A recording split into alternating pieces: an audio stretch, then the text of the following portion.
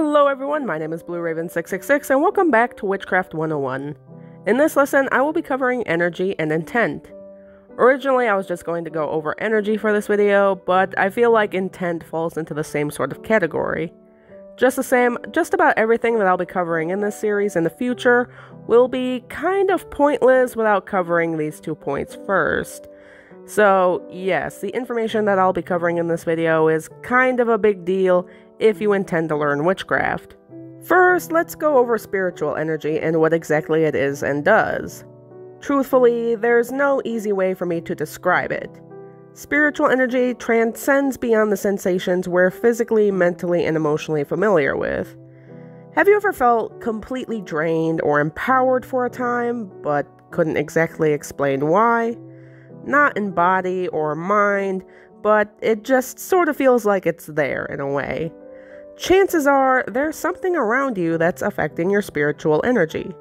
For lack of a better term, your spiritual energy refers to the energy of your soul. It tends to flow like a complex network going to and from the things around us, both in our physical world and the astral realm. A number of things could impact one's spiritual energy, including other people, places, spirits and deities, stones and crystals, essential oils and herbs, certain times of the month and year, and even the flow or feng shui of your own home can impact your spiritual energy as well. Okay, Raven, that's a lot of stuff to keep in mind. Now, what in the world does intent have to do with all of that? Well, intent refers to the flow of spiritual energy, and where we choose to focus it during witchcraft. Think of it like an electrical circuit. Your spiritual energy is the power source, and your intent is the wires and switches directing its flow. Every single person on this earth contains one of these circuits, whether they practice witchcraft or not. This is an important thing to keep in mind because there are plenty of people, as well as spirits and deities, that have the ability to tap into this circuit, which could lead to them draining your spiritual energy for themselves. Now, these drains aren't always intentional, especially in the case of other people. Many a times, they don't even realize that they're draining another person's spiritual energy. However, it can be easily noticed when that person seems to get a gradual increase in alertness, mood, and motivation, while the other person feels more weak and exhausted, even physically ill in more severe cases. When a witch's spiritual energy is drained, it can impact the effectiveness of spells, decrease the accuracy of tarot and rune readings, disrupt your focus during meditation, weaken your connections with the metaphysical world, including your connection with your deities, and much more.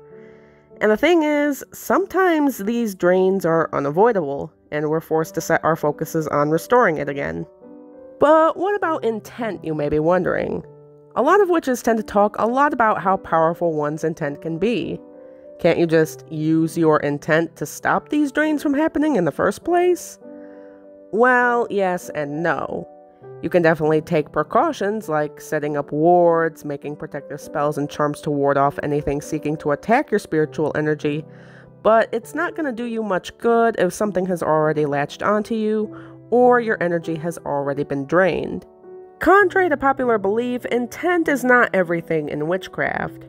Not just when it comes to spiritual energy, but when it comes to spell work as well. Let me use an example I saw on TikTok to give you an idea. Let's say you decide to make a spell jar for protection. In this jar, you decide to use chili powder, thyme, rocks, and shards of glass. Now, your intent might be that those ingredients are meant to send a warning to any evil spirits that might try to pull something. As a way of saying, if you try to harm me, the chili powder will burn you, the rocks will beat you, and the glass will cut through you painfully. But a lot of witches will not see a protection jar, but a hex, chili powder, hot tempers or heated relationships, rocks to bruise and break you, shards of glass to add pain to one's life. These are not the most wondrous ingredients for a protection spell. The key is balance. What would I use for a spell jar for protection? First ingredient on my list with most of my jars is some kind of salt, either pink Himalayan rock salt or black salt, just as a base to ward off negative spirits. In my inventory, I also have ground eggshells, fennel seed, blessed thistle, devil's claw root, cloves, and shavings from Palo Santo wood. Rather than rocks, I have labradorite, lapis lazuli, and amethyst. Heck, even a few nubs of clear quartz would work just fine. Coupled with my intent, that'd make one hell of a protection spell. But that's just spell jars. If you're making a type of witch's brew and it's for, say, positivity, that's when you really need to know what you're doing. Sure, you can intend for it to be for positivity, but if you add, let's say, Atropa belladonna, deadly nightshade to that brew, that's not exactly going to be a positive experience for anybody, because the person who ingests that brew will most likely die. Intent is not going to stop that from happening. So yes, there are limits to your intent. Just the same, there are limits to a witch's spiritual energy as well. These limits can often be felt when casting multiple spells within a short frame of time, or doing multiple tarot readings or other forms of divination back to back for extended periods. In both cases, spiritual energy is being used to carry out those tasks, and the less experienced the person doing them, the faster those effects will be felt. It's almost like you're working a muscle in a sense. The less a muscle is used, the weaker it's going to be, and the more it's going to ache and burn when it starts getting exercised. But the more you exercise it, the easier it starts to become, and the longer you can actually do it for. The symptoms for spiritual energy burnout typically manifest themselves in the form of fatigue, dizziness, nausea, and headaches. Obviously, you should stop whatever you're doing at this point, get some rest, and drink plenty of water. And make sure to note that this many spells in one day, or this many tarot readings, is too much. My own limit is 4 spells a day, or 8 back-to-back tarot readings. Not fun. So, if there's all these limits to spiritual energy and intent, why exactly do witches make such a big deal about it, especially on TikTok? And if it is limited, but still supposedly valuable, how do you make the most of both tools? Well, for starters, spiritual energy is your fuel in witchcraft. And just like with a car, the more miles you have to go to get to your destination, the more fuel you're going to burn. Therefore, it's always a good idea before doing a spell, a tarot reading, or engaging with a particular person or spirit to ask yourself one simple question. Is it worth it? Because if it's not, if you're going to gain absolutely nothing from it, or if the outcome isn't going to be worth it, you don't have to do it. Intent is equally as important because it requires focus. If you're going to try to cast a spell or contact a deity, but your focus is going 10 different places at once while you're doing so, chances are you're not going to get the result you want.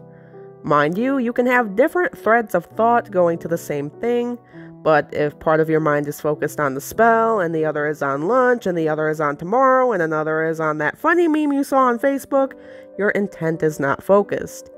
Now, if part of your mind is on the spell, and another is on how the spell will affect the person it's directed to, and another is focused on why that person needs the spell, and all these different trains of thought are coming back and revolving around that spell, not only is your intent focused, but it's covering that subject from multiple angles, and may just give you better results. In the end, though, what you decide to do with your own spiritual energy and your intent is really up to you. At the end of the day, neither I nor any other witch for that matter can tell you what you can and can't do with your own spiritual energy and your intent. Like I've stated in this series, this is your journey and no one else's. Yes, a lot of us put ourselves out there to teach others and give advice, myself especially, but you can choose whether the advice we give you will benefit your own journey or if you think it's best to just leave it alone. But for me and my experience, learning to harness and manage your own spiritual energy and intent is going to lay out the framework for you to build up your craft and become the best you can possibly be. Anyways, that will be all for this lesson, you guys. Thank you for tuning in. In the next lesson, I will be talking about intuition. This is going to be another lesson that is key to mastering and developing your skills in witchcraft, so you won't want to miss it. We're actually going to have some practice exercises in that video too. If you have any questions, leave them in the comment section below. My name is Blue Raven 666, and I'll see you in the next video. Bye-bye!